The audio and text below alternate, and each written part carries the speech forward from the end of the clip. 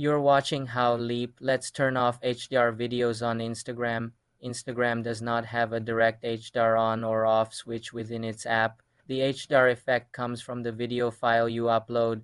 To prevent HDR videos on Instagram, you must adjust the video before uploading. On your iPhone, go to Settings, then Camera, tap Record Video. Here, disable the HDR video toggle. Now, any new videos you record will be in standard dynamic range. For existing HDR videos, you can convert them. Use a video editing app like iMovie or CapCut. Import the HDR video, create a new project, and export it with HDR disabled in the export settings.